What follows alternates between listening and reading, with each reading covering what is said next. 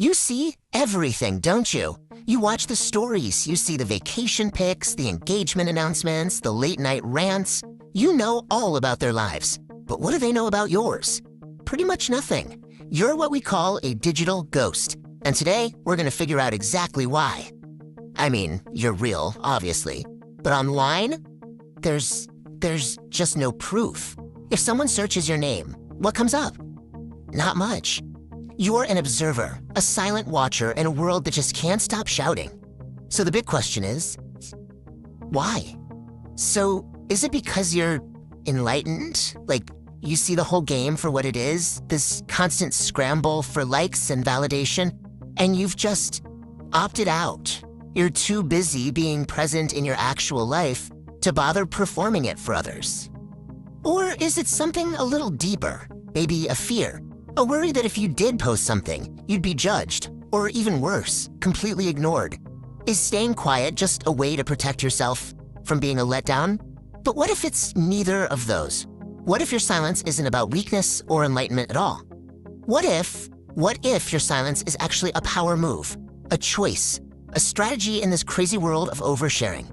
So yeah, today we're putting you under the microscope, the non-poster, in a culture that is literally screaming, "Look at me, you decided to whisper," or maybe not even speak at all. You know, you're kind of a statistical anomaly, so let's get into the psychology behind it. Okay, so we're gonna break this down into 3 main types of non-posters, 3 faces of silence. As we go through these, try to be honest with yourself about which one sounds the most like you. And a little warning, you might just see yourself in one of these, and it might not be the one you expect. All right, so here's the game plan. We've got 3 types. First, the secure. Their keyword is forgetful, because honestly, they don't need that external validation. Then there's the anxious, and their keyword is terrified. Terrified of what people might think. And finally, the strategist, who uses scarcity as a tool for power. Let's kick things off with the first one. First up, we have the secure. And let me tell you, this is the rarest bird in the social media jungle. If this is you, you don't post because you genuinely just forget. Think about it. You're at an amazing concert, and what are you doing? You're listening. You're in the moment, not trying to prove you were there. And the psychology behind this is fascinating. It all comes down to something called locus of control. It's basically about where you get your sense of validation. Is it from inside yourself, or do you need it from the outside world? The secure have a strong internal locus of control. They know they had fun, they don't need 100 likes to prove it. This quote just nails it, doesn't it?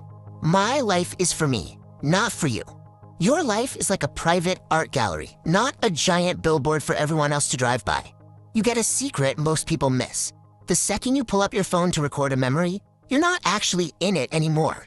Okay, but let's be real. For a lot of us, maybe most of us, it's not about being secure.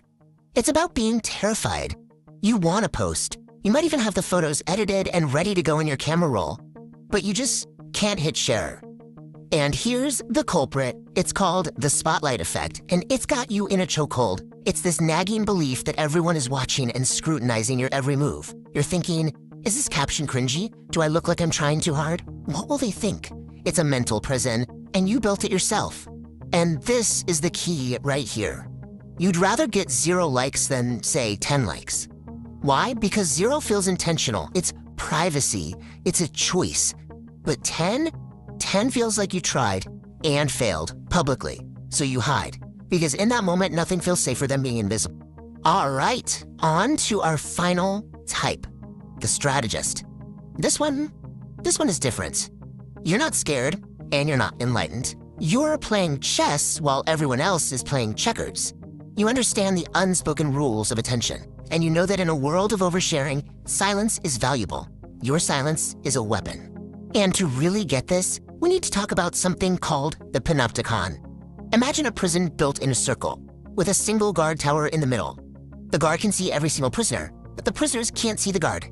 They never know if they're being watched. And that is the exact dynamic you've created online.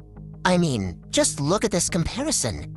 Everyone else, they're vulnerable, exposed. They're putting it all out there, hungry for validation.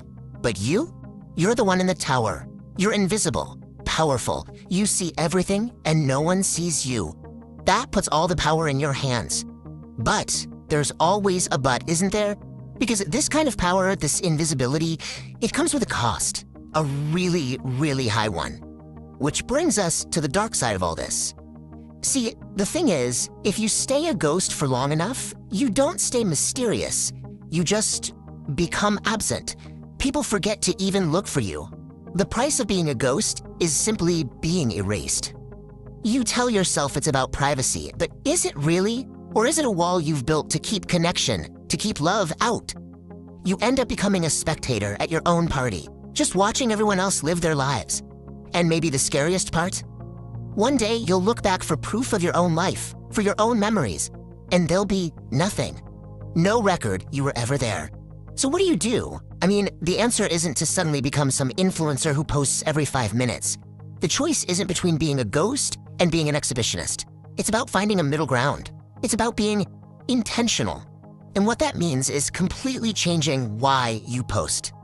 Stop thinking about them. Stop thinking about the likes, the comments, the strangers. Start thinking of it like a time capsule, a journal, a gift you're giving to the person you'll be in 5, 10, 20 years. Do it for your future self. So here's my challenge to you. Just 1 post. That's it. 1. Not for anyone else, just for you, as an act of documentation.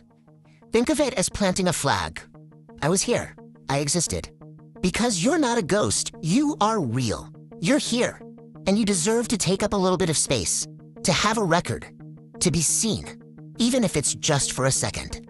So at the end of the day, you have a choice. That fear you feel, that momentary cringe of what will people think, that fades. It's temporary. But being remembered by your friends, your family, and most importantly, by your future self, that's what lasts. The choice is yours.